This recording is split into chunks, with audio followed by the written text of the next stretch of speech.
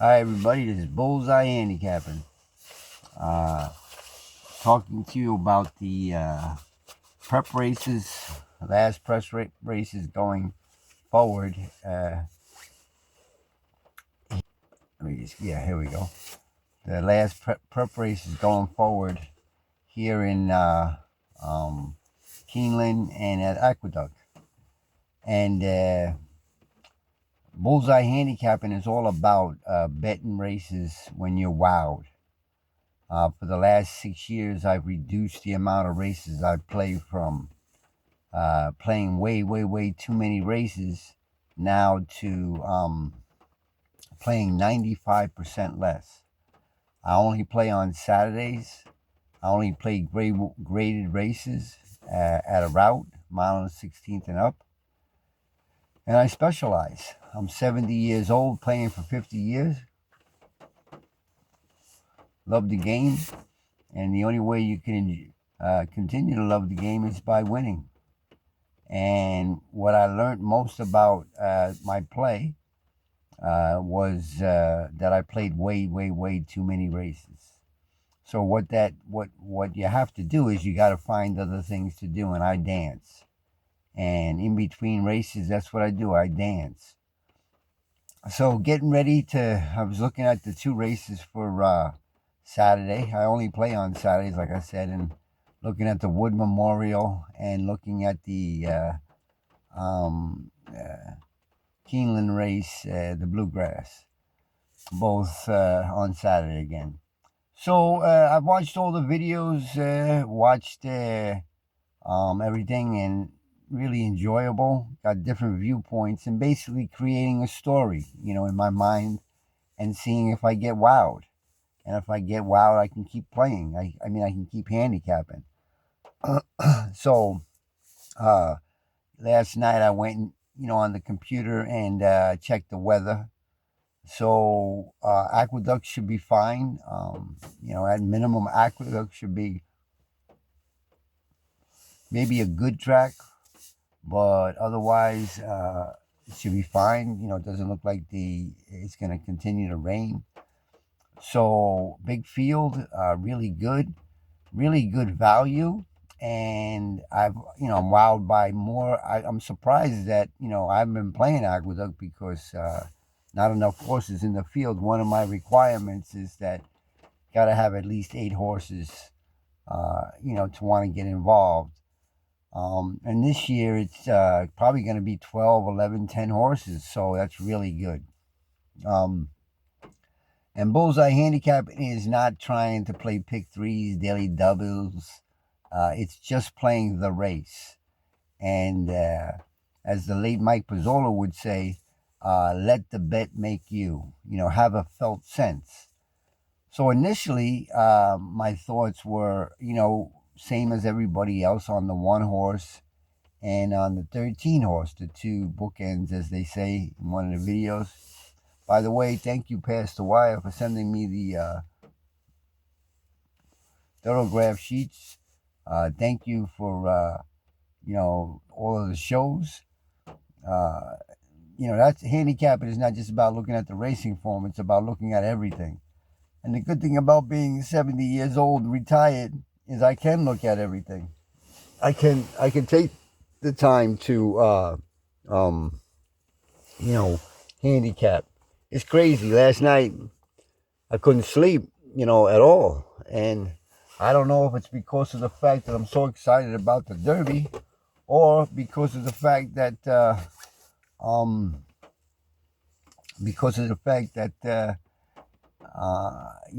I had chicken last night and I think I might have ate too late. For whatever reason, when you're an old dude, you got all kinds of problems.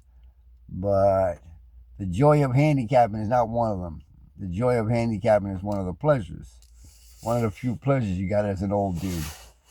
So getting back to the races, I I'm all about lights also, and got my medical marijuana. Everybody has their problems, and everybody has a way of dealing with their problems. and my medical marijuana makes me feel real good. Makes me feel like I can deal with everything in this world real nice, no problems. I just keep it, keep it so that it's not like out there like bada boom, bam, bam, and I'm in good control of it, and I am. So again, getting back to the races, so you got the favorites on the bookends. The one horse is a speed horse, so he's fine inside there. If he breaks good, he's gonna have a major advantage with that. The problem with the one horse is that he wasn't really slated to come here. He was slated to go somewhere else and changed his mind and then came here. I don't know if he was looking for a weaker spot. I think if the track is speed favoring, then that horse is gonna move up. And the 13 horse was the wow horse because he's the fulcrum. He's the key to the race. But he has to do a lot of different things to win the race. And I don't see him as a wow horse anymore like I did earlier. But I do see him as the key to one of the keys to the race. But he's going to be probably 2-1 when all is said and done. So I started looking at other horses. I think Balboa interests me from prior races, and Courting interests me from prior races. And I got this felt sense about Albus. So again, while you're telling yourself the story and you're listening to other people and looking at time form and looking at the thoroughgrab sheets and everything, and I do a little bit and then I let it go and I stop. But it's like almost like writing a book. Every race is like writing a book, and because out of 70 races for the week, I'm only playing 2, which is well over my goal of 95%. I'm able to do all these different things just on the one race, which seems insane. But remember, the game we're playing is insane. And remember, if you don't think that you're insane being a horse player, then you will find that out by the time you're 70, just like me. So, again, getting back to what the late Mike Pizzola said is, let the bet make you. Let the bet make you. What does that mean? What does let the bet make you? It's the story. It's the joy of handicapping. It's the story. It's the joy of handicapping. It's getting the hell out of the world for a while and doing what you do. It's the second best thing from sex. Sex is probably number one for us, and then what? Then it's horse playing, right? And sometimes it's horse playing and just horse playing. And when you're 70, it's just horse playing, which is fine. And but it is enjoyable if done in a non-addictive way, if done in not a compulsive way. Losing doesn't allow you to become a winner. And one of the things I've learned also over the last 6 years is you have to train yourself to be a winner. You don't just become a winner. You got to do it stroke after stroke after stroke after stroke. Like a kata. You got to do the kata over and over and over again. I'm a kung fu guy, so I get that completely. I understand I dance technique. I work on my technique. I work, I'm not going to no hospital. I haven't been to a hospital in 30 years. I'm a kung fu guy. Everything is natural. So a felt sense is natural to me too. Telling myself a story where I get wowed by a race and I can continue. That's the pleasure. That's the grind. That's the slow mofo Joe. That's the slow mofo Joe where you're just grinding it and grinding it and grinding it, and the story. So getting back to the story, which I'm totally full of shit. A horse player who's insane, who's totally full of shit, no doubt about it. But that's why I'm on here exercising my totally full of shit to you guys, because we're all totally full of shit. We know that, and that's okay. There's no problem with that, none whatsoever. In this world, you gotta be. So, like I was saying, when everybody else goes in one direction, a good horse player goes in the other. So the 1 and the 13, yeah, they're fulcrums of the race. And that's another Mike Pizzola phrase. I watched that guy for 30 years. I enjoyed him. He was, one of the, him and Pastor Y and all these guys, we're all totally full of sugar, and it's just totally pleasurable. I appreciate you guys. Thank you. But anyway, again, everybody's going to be going on the 1 and the 13 and then a few others here and there, right? So you can't go there. You got to go try to find somebody else unless you're wild by the horse. If I was wild by the 13 horse, I watched his videos. And unfortunately, I wasn't wild. He didn't run like holy shit, man. That's a good horse. I didn't get that. Like for example, Renegade. You know, he, visually that looks like a great race, and it is. But again, it wasn't against anybody. So you got to remember that. You can't be. See, I never went after A girls when I was, in the game with the women. I never did that. I always went after C plus because you were able to sustain it. You were able to stay there more than 8 weeks and shit. So again, as a horse player, you got to be contrarian. You got to go where they are. You don't want to be there. You don't have to have the win slot. You don't have to have the win slot. That's the other thing that I'm learning. I don't have to have the winner. I don't. They can win those. At 5-2, 2-1, whatever, and the expectation is satisfied. But I want to get that 8-1, that 7-1, who can not only win the race, but can get the same payout in the other slot, the play slot, and a lesser in the third in a field like this where you can play a bet with a show bet possibly because the field's would probably be like $70,000 in the show pool, maybe even 150,000. You don't know, but if you get something like that, then you can even go there. But again, you're just playing the race, and that's it. You're just playing the race. So then I remember Balboa, and there's something about him that I like the fact that, he broke his maiden in New York, and then he went to Gulfstream and he didn't run so good, and now he's going back to New York.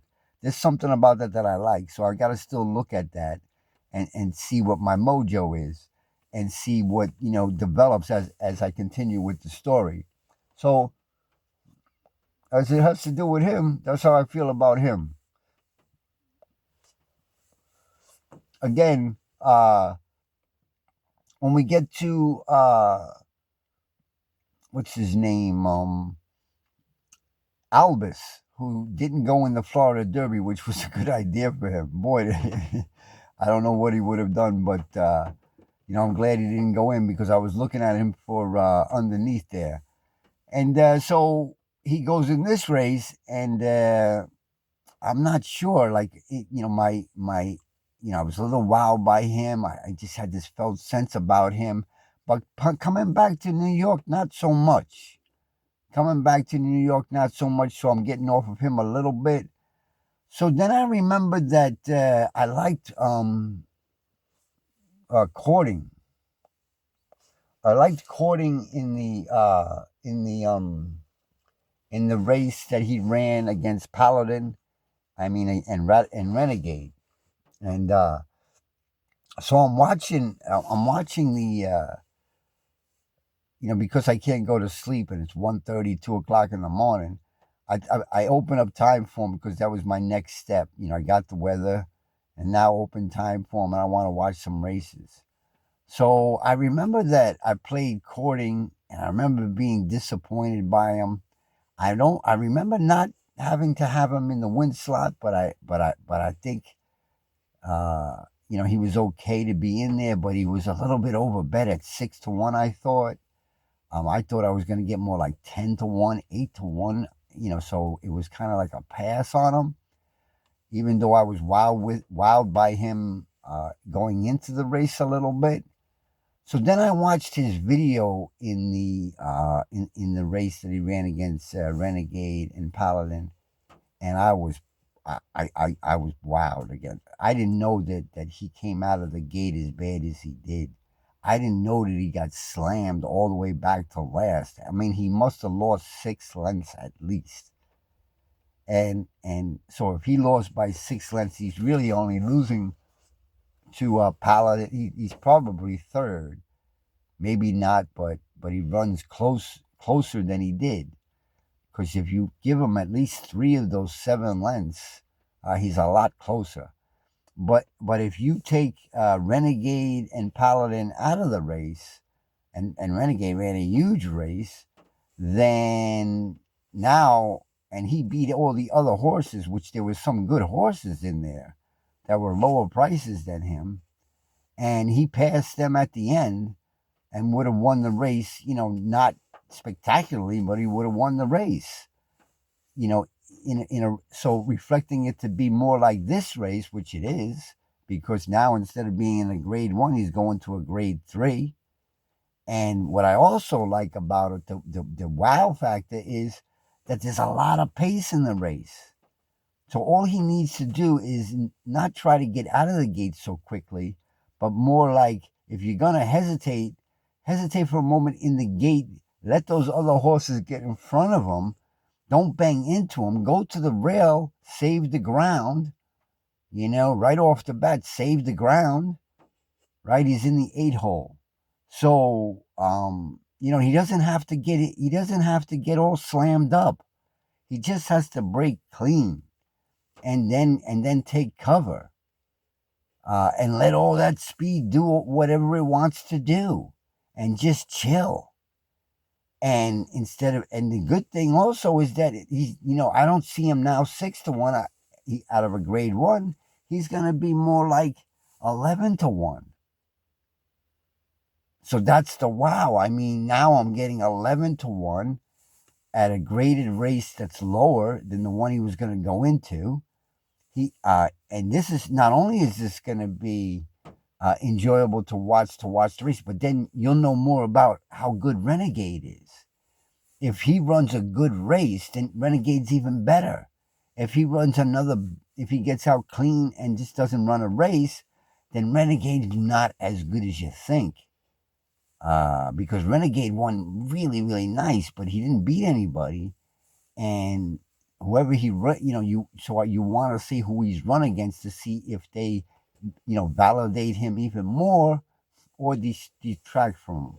It's all connected.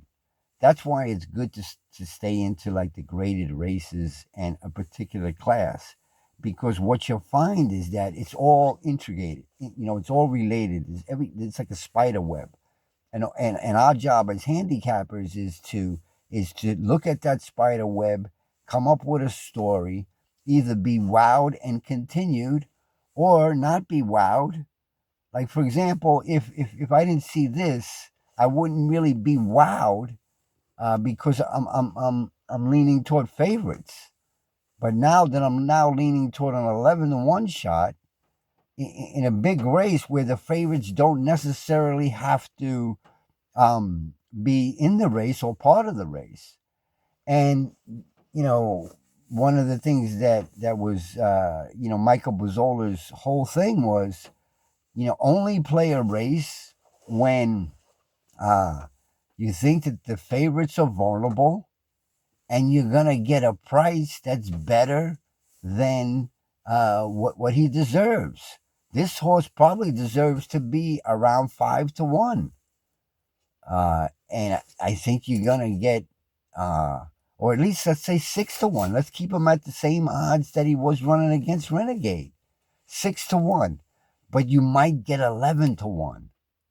You might get 10-1, 9-1, and your chances are better because he's gonna get a scenario where he's gonna close into a hot pace. No doubt about it. Because a lot of horses want to be in there somewhere along the line. And again, at 11-1, you don't have to just take the first slot. You could take the second and maybe even the third slot if you get higher odds. And instead of gambling, by playing race after race and race, you're making an investment. You're making an investment in a race that the favorites are vulnerable. You got your, all your criteria are met. Your favorite is vulnerable. You got 8 horses or more. It's a graded race. You're playing on just the day that you normally play on, so it's a planned play, which is Saturdays. Um, you haven't played all week, so your bankroll is perfect. You could play whatever amount you want to play, depending on the wow factor. Uh, you've trained to be a winner for years and months and weeks and days up to this point. So it's all green lights. And this is the part of handicapping that you're making a decision. It's Thursday, right? I still got today, Friday, and then Saturday when it's gonna happen. But my decision will be made probably by tomorrow as to what I'm gonna do. And then all I have to do is get the odds that I was hoping to get. And if I get the odds that I'm hoping to get, then I take a risk. I mean, take a leap and risk it all. That one unit. And also I'll do the same thing with Keeneland if I'm wowed, and I'll bet both of the races ahead of time. I'll bet those. I'll bet those. I'll know right away as soon as I see the odds. I'll know. The bet will already be in. There'll be like 5 different, maybe 7, maybe 15 bets put in advance, and then I'll start to delete certain bets, and then depending on what odds I'll get, I'll know what bets I want to make. And then what am I gonna achieve? First of all, I'm gonna, the the getting dressed for the prom, is just as enjoyable as the prom sometimes. Hanging out with your friends, getting your tuxedo, having the drinks before, going swimming in the afternoon, talking about it for a month. That's the joy of handicapping, right? All that, but if you do it just for a race, just for a couple of races, reduce the amount of races that you're playing on a regular basis, and don't think that you need to be with everyone. Be with just one person. Don't think that you have to play every race. Just play the races that you're good at. With some kind of an attack. My attack is I'm only playing if I'm wowed. My attack is let the bet make you. My attack is the joy of handicapping. Now I'm going to shut down. This is episode 2 of Bullseye Handicapping, my mofo Joe. And, again, I'm at the end of my career here, and I want it to be the most enjoyable. I want every experience I have with the horses now to be enjoyable after 50 years of playing, 50 plus years of playing. And I want to be able to keep playing at the level that I can have great horse racing experiences. So until next time, as Harvey Pack used to say, may the horse be with you. Good luck out there, guys. Bye now.